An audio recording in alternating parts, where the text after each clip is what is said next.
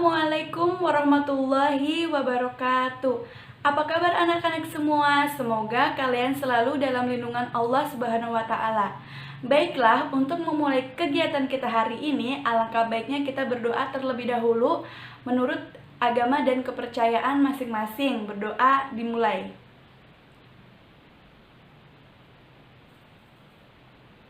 Berdoa selesai.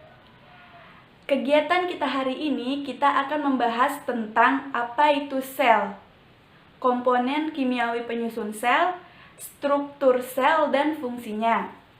Nah, manfaat dari kita mempelajari tentang sel itu agar kita mengetahui pengertian dari sel tersebut, komponen apa saja yang menyusun sel, struktur sel hewan dan sel tumbuhan, dan fungsinya.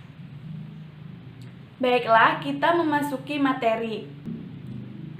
Mungkin dari sebagian anak-anak semua ada yang mengetahui tentang sel.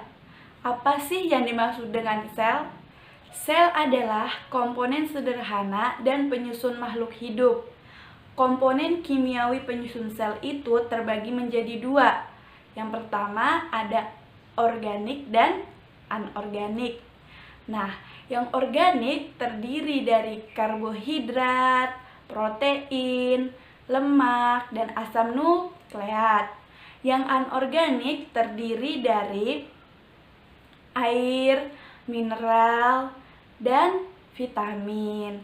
Nah, baik anak-anak semua, kita akan memasuki ke struktur sel hewan dan sel tumbuhan. Baik anak-anak semua, di sini ada struktur sel hewan. Terdiri dari membran sel. Ada vakuola, ada ribosom, ada retikulum endoplasma, ada nukleus yang di tengah, ada nukleolus,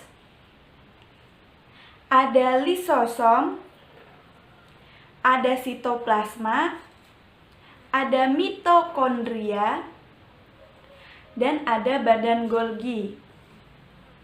Nah, bagian-bagian dari struktur sel hewan ini mempunyai fungsi. Apa saja sih fungsi dari struktur sel hewan ini? Fungsi sel hewan. Yang pertama ada membran inti, berfungsi sebagai melindungi isi sel. Yang kedua ada ribosom, berfungsi sebagai proses sintesis. Yang ketiga ada nukleus. Nukleus berfungsi sebagai pengendali seluruh kegiatan sel. Yang keempat ada nukleolus. Nukleolus berfungsi sebagai pembawa informasi genetik DNA. Yang kelima ada sitoplasma, berfungsi sebagai tempat berlangsungnya metabolisme. Yang keenam ada retikulum endoplasma, berfungsi sebagai penampung protein.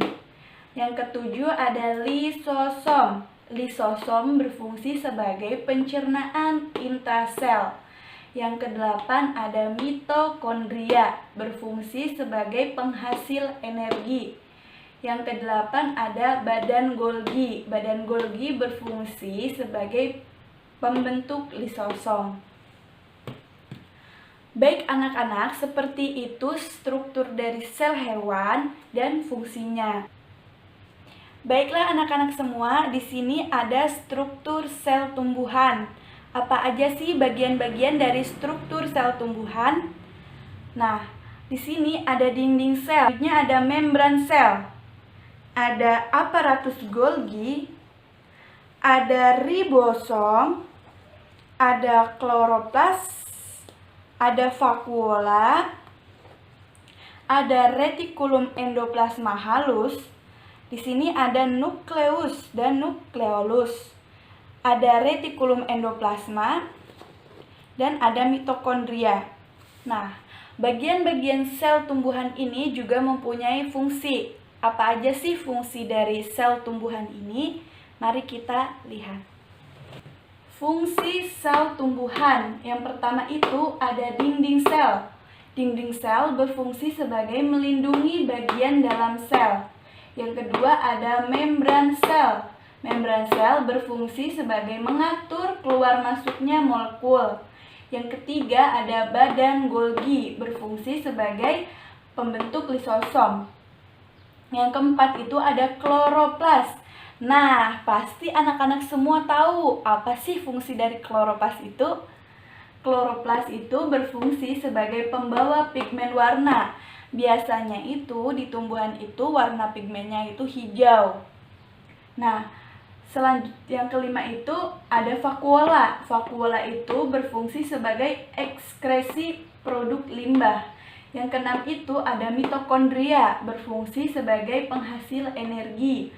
Yang ketujuh itu ada retikulum endoplasma, berfungsi sebagai penampung protein.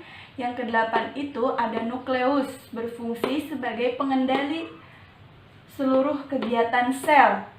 Yang ke-9 itu ada nukleolus, berfungsi sebagai pembawa informasi genetik. Yang ke-9 ada ribosom, berfungsi sebagai proses sintesis protein. Dan yang terakhir itu ada retikulum endoplasma halus, berfungsi sebagai produksi protein.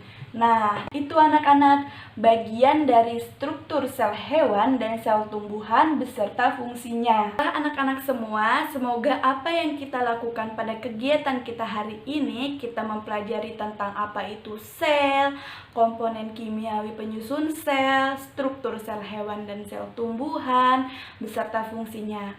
Semoga bermanfaat bagi anak-anak semua. Dan jangan lupa kita mempelajari secara bersama tentang sel.